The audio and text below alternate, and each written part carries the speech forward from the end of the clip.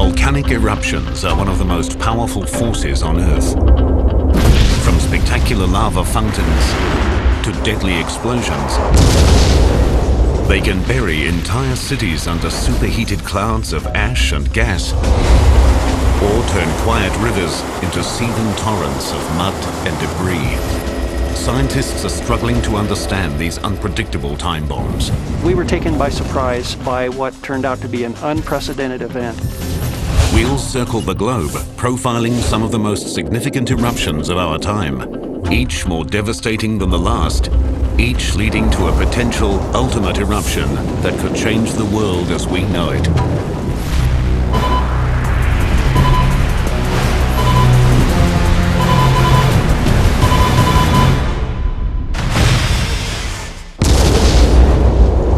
Volcanic eruptions are dramatic reminders that our world is a living planet.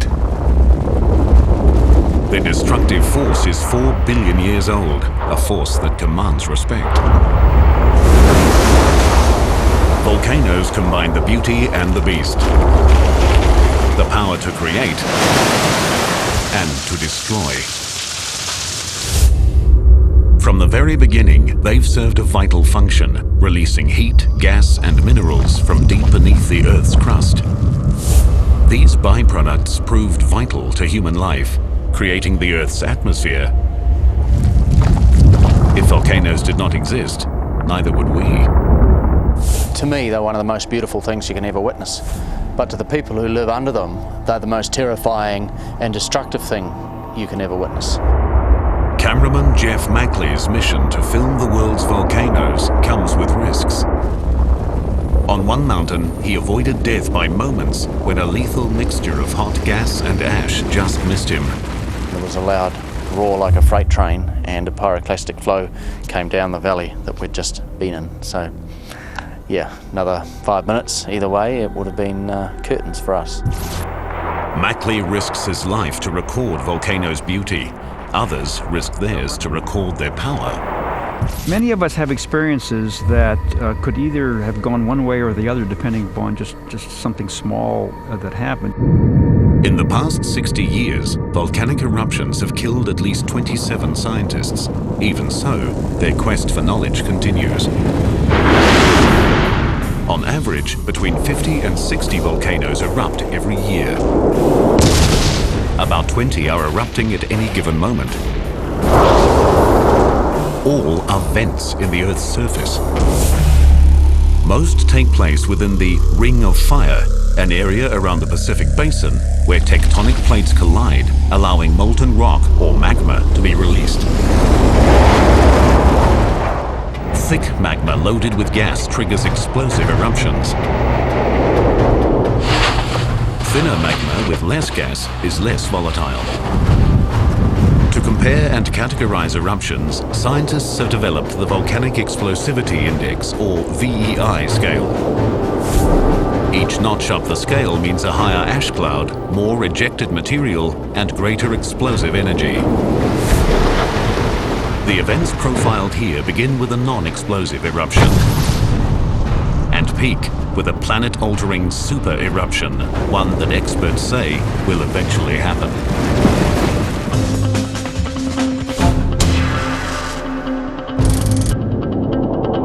Hawaii is a tropical paradise. But under the brilliant sand and lush forests simmers a cauldron of tremendous heat and violence. This is the site of one of the most spectacular volcanic creations on the planet. All of the Hawaiian Islands are volcanoes, built over 70 million years by a powerful geological formation called, appropriately, a hotspot. A hotspot is a narrow zone which has an excess amount of heat in it. And the heat rises, and relatively near the Earth's surface, this heat melts the rocks, and then that melted rock erupts as lava. February 1983. Kilauea, on the big island of Hawaii, sends lava fountains 80 meters into the air. Because the magma is thin and doesn't contain much gas, the eruption is not explosive, but it's still dangerous. For 7 years, the eruption continues. The lava inches forward, slow enough to outrun, but totally unstoppable. In February 1990, it reaches the fishing village of Kalapana. Hundreds are evacuated. It became a very painful experience, actually, to watch this because it was just creeping through town, you know. Every week or so, another block's worth of houses were gone.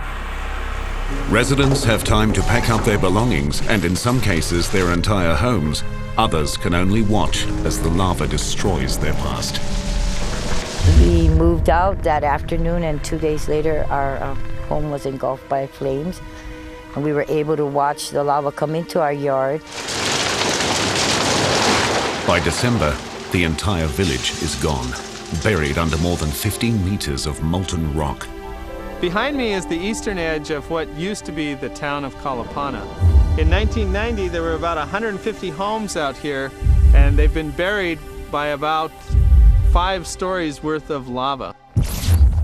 Despite the hardships caused by the volcano, some Hawaiians see beyond their personal tragedy. They respect the power and the beauty of the lava, a force they worship as a goddess named Pele. We don't really resent or feel like it was a loss for us, because we know that Pele, this is her land, her Aina, and she can come anytime she wants to and go anywhere she wants to. Since 1983, Kilauea has displaced almost 200 families and destroyed millions of dollars worth of property. In that same time, it's added more than 200 hectares of land to the island, continuing the 70-million-year process that created all of Hawaii. It's a stunning example of how a volcano creates and destroys at the same time. Its slowly oozing magma is a permanent threat, but rarely produces a violent explosion. In our next event, thicker magma trapped in a geological powder keg triggers a much more explosive volcanic eruption. Lethal white-hot clouds of gas descend on thousands of people, wiping out an entire Caribbean capital. And later, in our ultimate disaster scenario, a supervolcano strikes the heart of Europe, demolishing a major city and casting a shadow over the entire planet. The stunning lava fountains and flows of Kilauea on the big island of Hawaii both create and destroy, but rarely are lethal. But there are much more explosive and dangerous volcanoes, ones that spew out deadly gas and ash clouds. One such volcano ravaged half a nation and sent 19 to their graves.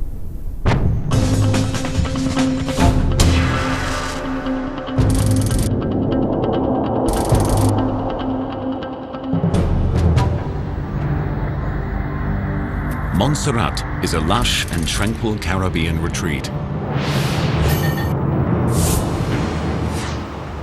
But in 1995, the Soufriere Hills volcano, quiet for nearly 400 years, rumbles back to life.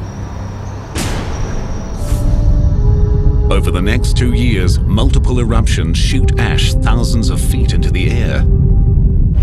The capital of Plymouth is evacuated twice. Each time, the residents return, hoping the volcano's rage is over. On June 25th, 1997, those hopes are buried.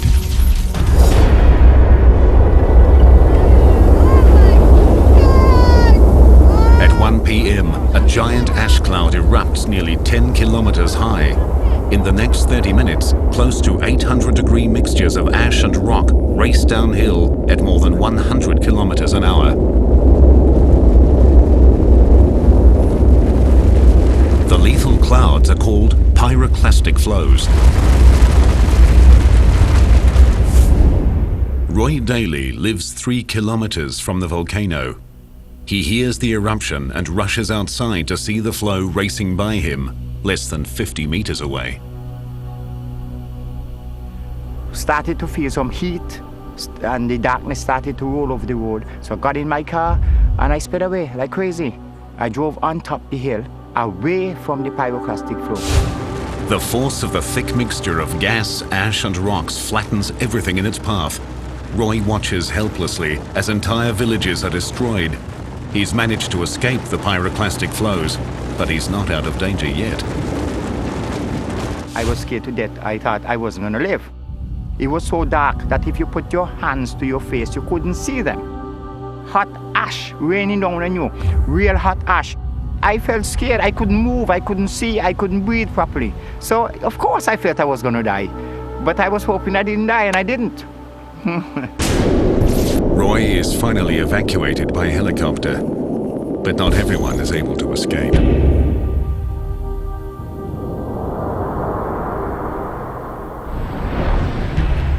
Dr. Sue Lachlan is the director of the Montserrat Volcano Observatory and a witness to the eruption. The maximum speed of pyroclastic flows on that day could have been in excess of 150 miles per hour. Even though people saw it coming, there was very little they could do to make their escape. The nearly 8 million cubic meters of flow covers thousands of square kilometers of land, damages or demolishes more than 100 homes, and destroys the island's only airport. Other than one ferry service, Montserrat is cut off from the rest of the world. But the volcano is not finished. Over the next 4 months, eruptions and pyroclastic flows continue to devastate the island. We had over 70 explosions in 1 month. Sometimes there were 4 explosions a day. Each explosion generated a mushroom cloud which rose rapidly to great heights above the volcano. Each explosion generated pyroclastic flows which spread in all directions around the volcano. You can see behind me the impact on Gage's Mountain of surges as they came over the mountain during one of these explosions and singed and burned all the vegetation there. The pyroclastic flow's toll on the island's natural resources is immense. The human toll is 19 lives. The cause of this violent and tragic eruption lies deep below the lush island. The same process that created this tropical paradise threatens to destroy it. Here, the North and South American tectonic plates collide with and plunge below the Caribbean plate in a process called subduction. The subduction takes place at about 130 kilometers depth, that's about 80 miles below the surface of the Earth. As the plate goes down, parts of it melt, and this forms magma. And the magma works its way up to the surface over many thousands of years. Unlike Kilauea, the Soufriere Hills volcano produces thick magma. Over thousands of years, it forms the classic steep volcanic cone called a stratovolcano. The magma contains a variety of gases, all under intense pressure. It slowly rises until it reaches the Earth's surface when the pressure is released. Just like a bottle of champagne, the gases suddenly expand and the volcano violently erupts.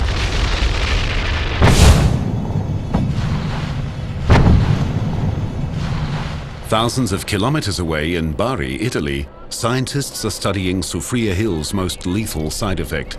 The purpose of these experiments is to understand the dynamics of pyroclastic flows, so to be prepared for the next events. Dr. Delino and his team load about 200 kilos of actual volcanic ash from Mount Vesuvius into a cylinder. Pressurized gas creates an explosion that ejects the ash. The volcanologists track the height, direction, and density of the ash with a variety of instruments and high-speed cameras. Next, researchers will match the test with the topography of specific volcanoes. They'll then be able to pinpoint specific areas where pyroclastic flows are likely to strike. Local authorities can evacuate those areas prior to an eruption, potentially saving many lives. But tragically, for those in the path of stratovolcanoes like Soufriere Hills, pyroclastic flows and ashfall aren't the only threats. Every year, between 1,200 and 2,000 millimeters of rain fall on Montserrat. Heavy rains run down the channels created by the pyroclastic flows, transforming them into massive mudslides called lahars. Most of this debris that we see around us is caused by lahars, washing all the pyroclastic flow debris further down the hill and progressively burying Plymouth under all this mud and boulders. Lahars have buried so much of Plymouth that the city has been permanently abandoned. They were the volcano's final salvo in a brutal one-sided war. The Soufriere Hills volcano destroyed more than 1,000 homes, left more than half of the island uninhabitable, and destroyed the nation's capital. About 4,500 people remain on the once thriving island of 12,000. It was sad to see people just having to go by droves out of Montserrat. But it was understandable because these people had lost their properties. It was a pure strength why I stayed here. I mean, you had no place to go, no place to live, with families and friends being shacked up still in schools and churches. It was difficult and it was very sad. But the volcano has also created new opportunities that have helped revitalize the island. Volcano-related tourism is rising. Roy Daly owns and operates a tour bus business. People are anxious to see a live volcano. I don't think there's any place on the face of the earth that you could see a live volcano from approximately 1 mile from it bubbling and rolling and rocking, right? Though Soufriere Hills' multiple pyroclastic flows and lahars were lethal and destructive, its eruptions never exceeded a 3 on the Volcanic Explosivity Index. But when a VEI-5 fires a single 24 megaton blast, it destroys thousands of acres of land and kills dozens of people. And later, scientists explore the potential for a super eruption, one unseen in modern times, one that could kill millions. The pyroclastic flows and lahars of the Soufriere Hills volcano on Montserrat destroyed the island's capital, killed 19, and changed the nation's landscape and thousands of lives forever. In 1980, America's Pacific Northwest experienced a different and rare type of eruption that acted like a giant cannon blast, flattening entire forests and killing dozens.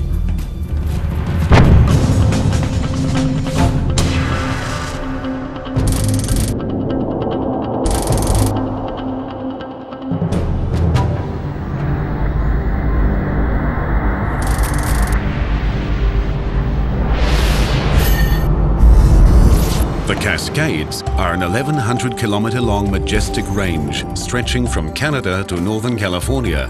Hundreds of thousands of hikers and skiers find refuge and adventure here. But in the spring of 1980, one of the Cascades' crown jewels begins to fracture. In March, small earthquakes ripple deep below the peak of Mount St. Helens. After more than 120 years of slumber, the mountain is awakening. On May 17, Keith Ronholm, a geophysics graduate student intrigued by the mountain's activity, decides to get a closer look. Mount St. Helens was erupting about every 5 or 8 days. I had gone to a place called Bear Meadow to try to get a view of one of these small summit eruptions. Ronholm gets far more than he bargained for.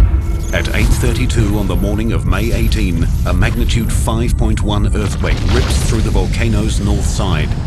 2.8 billion cubic meters of earth falls at speeds of up to 257 kilometers an hour. I was reading a book in my truck when I heard some people yelling, and I looked over at the mountain, and the entire north side of the mountain was sliding down. The Earth's movement releases the enormous pressure holding the magma inside the volcano. A 24 megaton blast, over 1,800 times more powerful than the Hiroshima atomic bomb, shatters the north face of the mountain. The blast is unusual in that it doesn't shoot straight up as most eruptions do. This is a rare lateral blast, slamming a huge cloud of rocks, trees and ash approximately 180 degrees out from the mountain. There was a puff of dark gray churning ash, and within 10 to 15 seconds that that ash had expanded out and had covered the entire mountain. All of this was happening silently, and there was no noise to reinforce my flight response. I was 10 miles away, and you don't, at least initially, feel like something's going to hurt you from 10 miles away. So I stood there and I took pictures, and I was fascinated by watching this event. As the huge cloud of debris races over the two ridges between the volcano and Ronholm at 483 kilometers an hour, Keith suddenly realizes he's in serious danger. As I'm driving out, I took one last picture over my shoulder, and it's a little motion blurred, but I couldn't take time to frame it or stop because I was driving. And I remember looking back at the little parking area, realizing that I was the last person to leave and thinking maybe I'd waited a little bit too long because this cloud was rushing towards me. Luckily for Ronholm, the strongest part of the blast heads north and northwest. The portion that's heading northeast, directly towards him, has less energy, allowing him to escape down the mountain. The lateral blast spews ash and gas up to a height of 24 kilometers. Less than an hour later, a vertical eruption sends more ash skyward.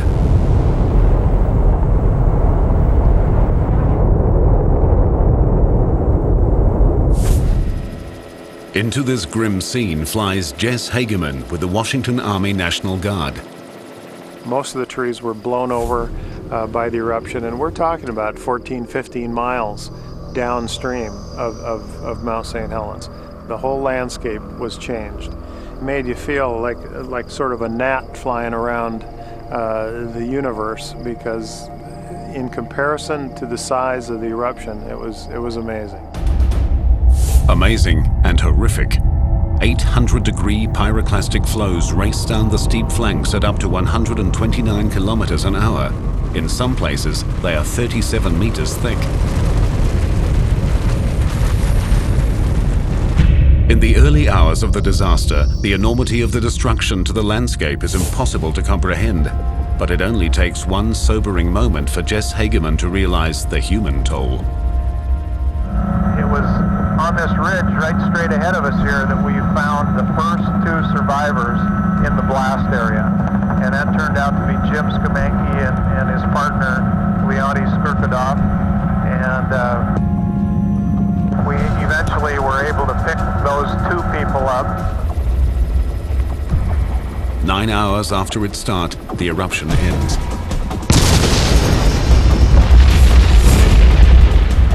Scientists struggle to comprehend the enormous scope of the event. Before the eruption, Mount St. Helens stood at 2,949 meters tall. Now, it's 401 meters shorter. The blast destroyed enough trees to build 300,000 houses. Thousands of logs still litter Spirit Lake, 5 kilometers from the summit. The volcano shot out more than 508 million tons of ash that spread across the entire US in 3 days. 2 days after the eruption, geologists get their first close look at the desolation. It was like walking on the moon. I have never seen anything like it. This entire area, which is 600 square kilometers or 230 square miles, was totally devastated. There wasn't a living thing in that entire area, not an insect or a bird or an animal. There was only one color, and it was this gray color of the deposits. The ground was covered with hot rocks, and there were fumes and hot gases coming out of the ground all over the place. In the months following the eruption, teams of experts carefully study every facet of the mountain. One oddity of Mount St. Helens was that some people heard the eruption as far away as Canada, but eyewitnesses like Keith Ronholm, just 16 kilometers away, heard nothing. Because of the way the temperature structure in the atmosphere gets cooler with height, that the sound waves from explosions are bent away from the surface of the Earth. And when they reach the stratosphere and the temperature again increases with height, they're bent back down. So no one between 6 and 60 miles from Mount St. Helens heard the May 18th eruption. Since 1980, the mountain has experienced tens of thousands of small earthquakes and numerous minor eruptions. Most significantly, since 2004, the volcano has been continuously erupting lava, creating a giant lava dome that is still growing today. It's volcanologists like Rick Lahusen's job to find ways to monitor all of this activity. What we needed was a way to get our instruments out there very quickly without putting people on the ground in harm's way, and yet still be able to monitor changes in the eruption. So what we came up with is this stainless steel superstructure, which kind of looks like a daddy long-legged spider, so we kind of call them spiders. This is a GPS antenna which receives timing signals from satellites and lets us locate exactly where this is. The signals go into the computer system, and then the data come out at the request from computers back in the office and are transmitted out through this antenna. With the spider securely attached to a chopper, it's time to head into the belly of the beast. As they approach the crater, the new lava dome is visible, spewing out sulfur dioxide gas and steam.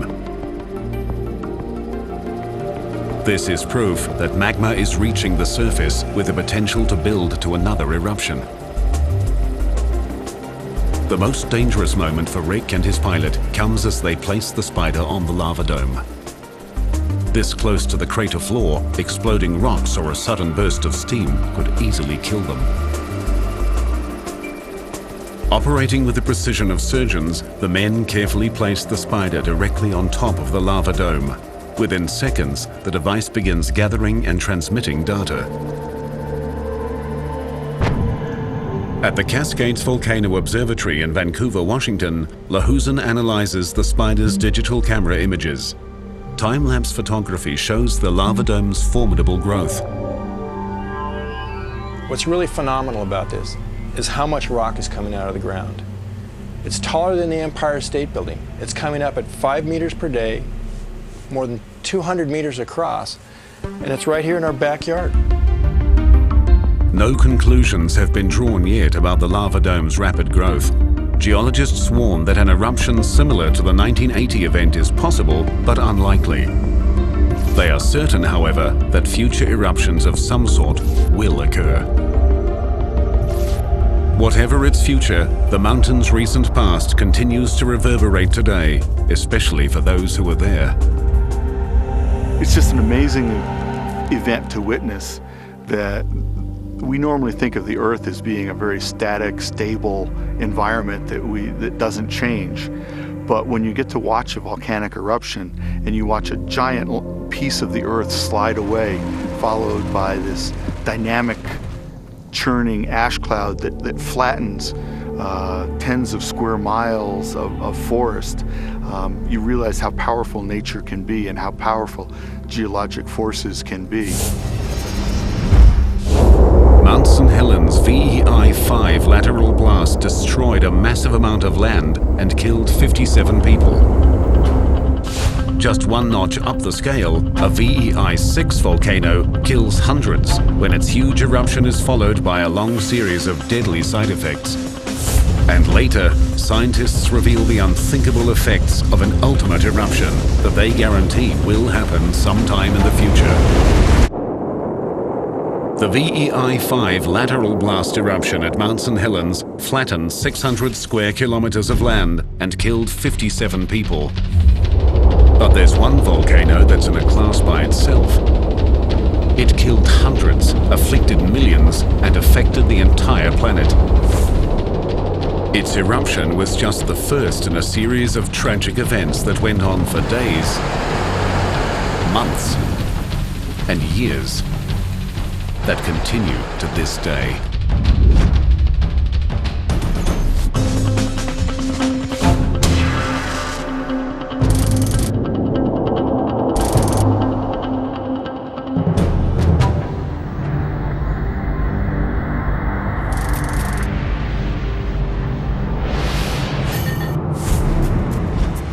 Luzon is the largest of the Philippine Islands. It's home to 56 million people, the capital city of Manila, and Mount Pinatubo. For centuries, thousands have lived on and around the mountain. Farmers harvest rice and other crops from its fertile soil.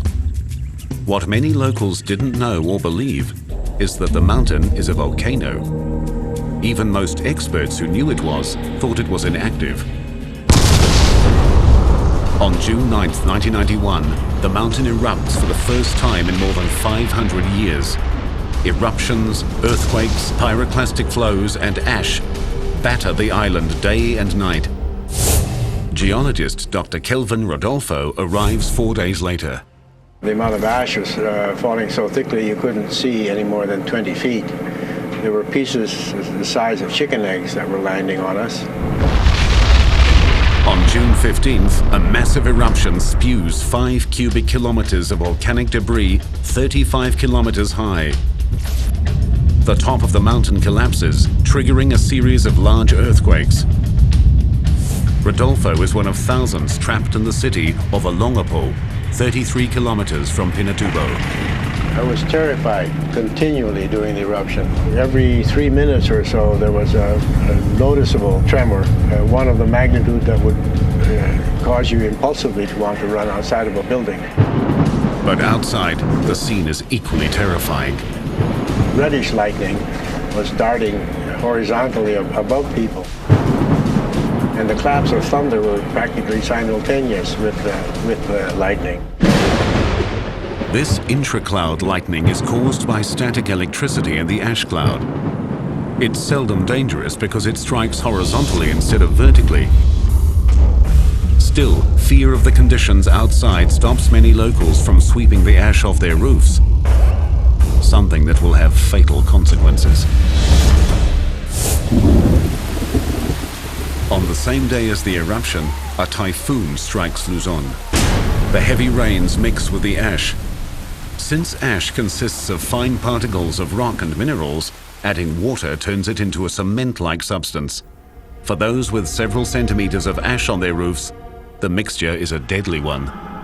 The passing typhoon saturated the ash with water, making it a lot heavier, causing roofs to fall in and pull the walls of houses in after them.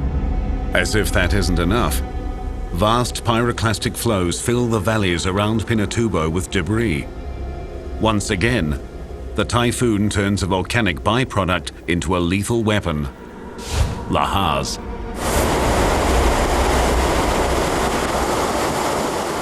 Lahars form when a large amount of debris rapidly mixes with a huge amount of water. The powerful mass churns downstream, destroying anything and anyone unlucky enough to be caught in their path. If you imagine a bulldozer traveling perhaps 15 miles per hour hitting the substructure of a bridge, the bridge is taken out, and that's the impact that large rafted boulders had. After 9 nightmarish hours, the eruptions end. More than 300 people are dead, and tens of thousands are homeless. As bad as things are, they could have been much worse. In the months prior to the eruption, locals reported seismic activity. Ongoing scientific monitoring confirmed the reports. Guided by experts who pointed out specific high-risk zones, officials evacuated more than 58,000 people in the days and hours leading up to the eruption. Prior to the eruption, we had made maps that anticipated where the tephra would fall, and that depended on the seasonal winds. But in still another deadly development, the typhoon changed the wind direction. Areas that had been considered safe were inundated with a deadly mix of tephra, or ash, and rain that crushed homes and the people in them. As thousands begin the massive cleanup, the volcano's effects become global. 1 month after the eruption, the huge ash cloud circles the Earth. In the upper atmosphere, sulfur dioxide is converted into sulfuric acid aerosols. They reflect the sun's radiation away from the Earth, cooling the entire planet's surface by 1 degree. The effects on the Earth's atmosphere will last more than 2 years. Back in the Philippines, the volcano's after effects continue. In the 3 months following the eruption, heavy rains trigger more than 200 lahars. As time progressed and the flows eroded deeper and deeper into the lahars, the channels got larger and larger and became much more efficient conduits for the slurries to flow down. To help the hundreds of thousands of people in harm's way, lookouts are stationed upriver. When they sight a lahar, they radio priests like Father Nestor Tayek, who ring their church bells in warning. The bell sounds would be heard by the community any time of the night like an alarm, a warning. Warning, be prepared, lahar is coming. But once again, a twist of fate conspires against the people of Luzon.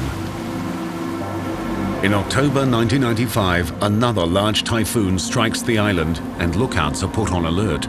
Unfortunately, the heavy rains that triggered the lahars were not yet loaded with sediment when they passed this watch point. Consequently, the lookouts radio that nothing but floodwater is coming down the mountain. But as the water runs down the channel, it erodes a lot of loose material, bulking up the lahar into a mixture estimated at 80% sediment and only 20% water. The larger the percentage of sediment, the faster and more powerful the lahar. It strikes with incredible force. It was making this noise, this sound, just like rampaging horses. It was coming closer. Suddenly, it invaded our parish church. The second floor of my rectory where I live was buried, and I climbed on top of the bell tower. The lahar still kept coming. You can actually hear the lahar still rising, burying the second floors of most houses. You can hear people screaming. It was very dark. You can't see a thing. The lahar kills dozens and buries the entire town of Bacolor. Like cement, the remains of the lahar dry quickly and turn rock hard. Today, the entire village is built on top of the dried-out lahar. Eerie reminders of the devastation are everywhere, including Father Ness's church, where a new floor had to be built over 7 meters of mud. Since 1991, thousands of lahars have killed nearly 400 people and destroyed more than 42,000 homes. But scientists fear that Pinatubo is still not finished. On top of the mountain, a new threat is forming. Not magma, but years of heavy rainfall that have created a giant lake in the volcano's caldera. It breached its banks in 2002, generating a massive lahar. Geologists are concerned about a huge fault that runs through the area. The rocks weakened by the fault are more easily eroded, and the walls of the channel are very steep, and so landslides could fall and plug the channel and cause the lake level to rise again and then spontaneously flush out in large amounts. That would generate new large lahars. The lake contains 100 million cubic meters of water. 46,000 people live below it. All would be threatened by a major lahar. To date, the eruption and lahars have affected almost 2 million people. For the battered but resilient residents of Luzon, Pinatubo is a constant threat. For scientists, it's an ongoing spectacle. In geological training, we are accustomed to thinking in terms of small events repeated over millions, tens of millions, or even hundreds of millions of years to generate mountains. But here we see events happening within a day. A huge amount of pyroclastic material, a huge hole developed over a matter of hours or days. And that to me is very fascinating. The devastating byproducts of the Pinatubo eruption had long-term effects that killed hundreds, effects that continue to this day. But an ultimate eruption, one that volcanologists are certain will happen, could threaten millions. The VEI-6 eruption of Mount Pinatubo and its after-effects killed more than 700, sent a huge ash and gas cloud around the globe, and lowered the Earth's surface temperature. If we were to experience a VEI-7 super eruption, it would be 10 times larger. It would destroy all life for dozens of kilometers. It would drastically change the Earth's climate, and scientists say it will happen someday.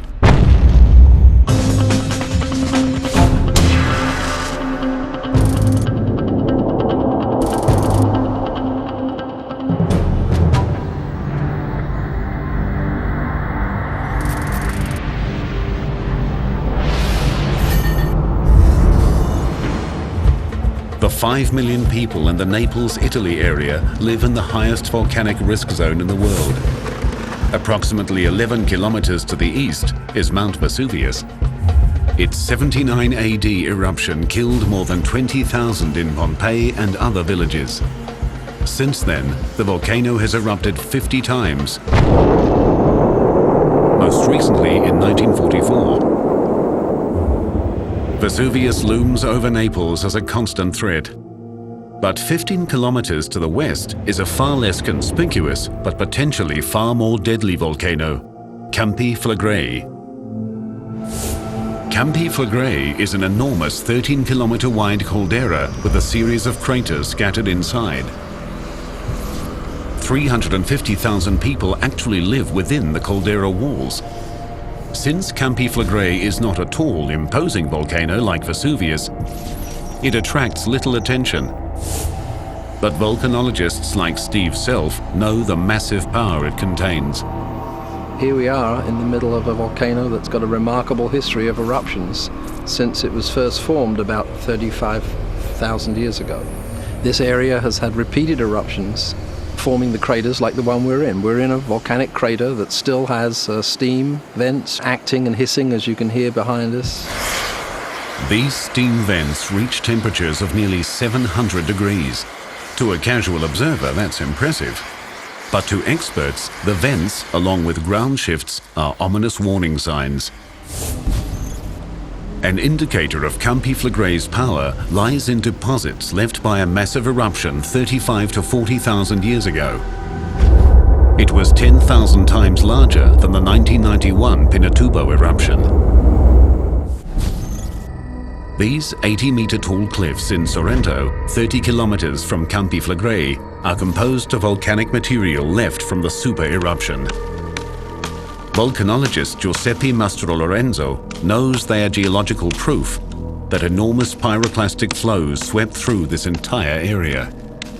The pyroclastic flow moved this way as a turbulent cloud and then emplaced in mass, thus causing the burying of all the area around Naples. What scientists know about Campi Flegrei's past gives them a realistic model of what could happen in its future. The scenario begins with a massive disturbance somewhere within the vast caldera. A super eruption. More than 242 cubic kilometers of dust, gas and pumice hurtle into the air. It would bury very large areas, the size of a major city or more, in thicknesses of ash that are hundreds of feet thick. Enormous pyroclastic flows race from the volcano at near supersonic speeds. Buildings that aren't already buried by ash are knocked down by the force of the flows, or incinerated by their 800-degree temperatures. The once proud city is completely annihilated. The death toll from the flows and ash is apocalyptic.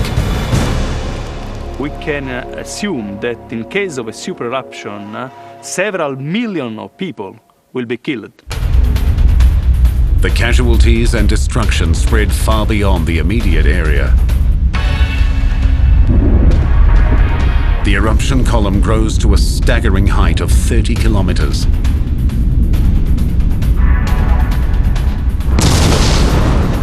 Heavy ashfall smothers towns near the caldera and spreads as far away as Rome, 225 kilometers away. The city is pelted with more than 20 centimeters of ash.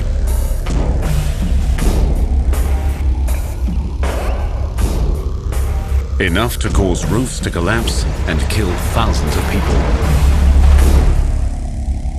smaller amounts of ash fall across Eastern Europe and parts of Asia, but even small amounts of ash cause big problems. Even a dusting of a few centimeters would create total disruption to transport systems, to water supplies, to things that we regularly rely on in our daily life. Enough to bury plants, enough to strip the branches and leaves off trees and things like that. The enormous quantity of ash and sulfuric dioxide released by the volcano triggers a planet-wide condition, one affecting millions. Atmospheric modelers are predicting that the temperature could drop several degrees centigrade, and this would affect weather for many years, 4 or 5 years perhaps, after a very large eruption. And temperatures would change, areas where crops would grow may not be able to grow those crops. Huge areas of vegetation would die. Millions could starve to death. Ultimately, the entire planet and everyone on it would be dramatically affected. If you consider the number of volcanoes, supervolcanoes around the world that could potentially produce super eruptions, recognizing the fact that there are probably several out there that we don't know about yet, we've still got a huge amount to learn about this scale of volcanism, then there's possibly something like a 1% chance that an eruption could happen in the next 100 years, which is quite high actually. High enough for scientists to urge discussions of this type of disaster in the international community. Volcanologists know that there is no way to prevent an eruption. So they learn from the past and study the present in order to help mankind prepare for the future.